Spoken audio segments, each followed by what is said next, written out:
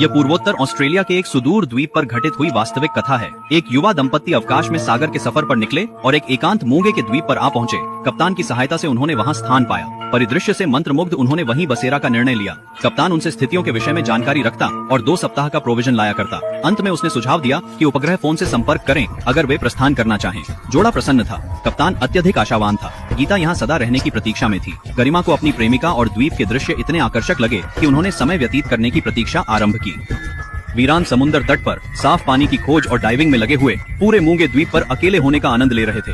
लेकिन जोड़े को इस निर्जन द्वीप के अज्ञात खतरों का अंदाजा नहीं था। मौज मस्ती के बाद दोनों समुद्र तट पर आराम कर रहे थे, लेकिन गफ्फी ने सफेद रेत में छोटे छोटे पदचिन्हों की एक पंक्ति देखी जो सीधे घने जंगल में जाती थी, जिसने गफ्फी को यह सोचने पर मजबूर कर दिया कि कहीं द्वीप पर कोई और तो नहीं है। वे पदचिन्हों का पीछा करते हुए जंगल की तरफ बढ़े, लेकिन थोड़े समय बाद वे पदचिन्ह गायब हो गए और साहसी गफ्फी ने इसे गंभीरता से नहीं लिया, सोचते हुए कि अगर कोई द्वीप पर रहता भी है तो यह कोई समस्या नहीं होगी।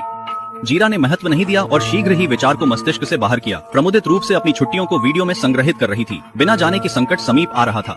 दिन ढलते ही दंपति हंसते खेलते अपना तंबू स्थापित कर रहे थे, शेष अवकाश की प्रतीक्षा करते हुए। परंतु तब गोपी ने जमीन पर असंख्य हड्डियां देखी और चारों ओर एक अत्यंत महीन और भीषण ध्वनि गूंज रही थी। कैटी कुछ भयभीत थी। पेड़ों की प्रचुरता से उसे कुछ नहीं दिखा। वह मान रही थी कि कोई लघु जीव होगा, किंतु वनस्पति शास्त्री हिल को सहसा एहसास हुआ कि बड़े जंतु इस मूंगा द्वीप पे नहीं थे तो हड्डियां किसकी थीं।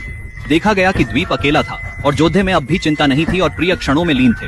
नवयुवक ने मिली हड्डियों से संगीत की सरसराहट पैदा करने की चेष्टा की, परंतु इसी रात्रि सोए हुए में एक पवन की सरसराहट प्रतिध्वनित हुई और गोपाल जाग पड़ी था। उसने धारणा की यह अकस्मात रात्रि की हवा थी और पुनः सो गए। अनजान के तंबू में एक काली परछाई विद्यमान थी। प्रातः काल जीवा विस्मित हुई जब उसने अपने अंतर्वस्त्र को शाखा पर टंगे पाया।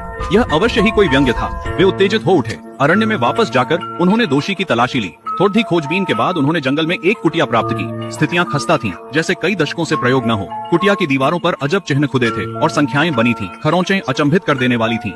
झोपड़ी के बाहर एक छोटी कब्र थी जो सफेद शंखों से सजी हुई थी और उस पर कौरल का शब्द लिखा हुआ था। वे डर गए और जल्दी से शिविर में वापस आ गए। जीरा झोपड़ी को रिकॉर्ड करने के लिए वीडियो कैमरा लाने चाहती थी, लेकिन कैमरा गायब था और अंततः सबसे अप्रत्याशित जगह में मिला। फिर जोड़े ने कैमरे में ऐसा कुछ देखा कि वे और ज्यादा डर गए।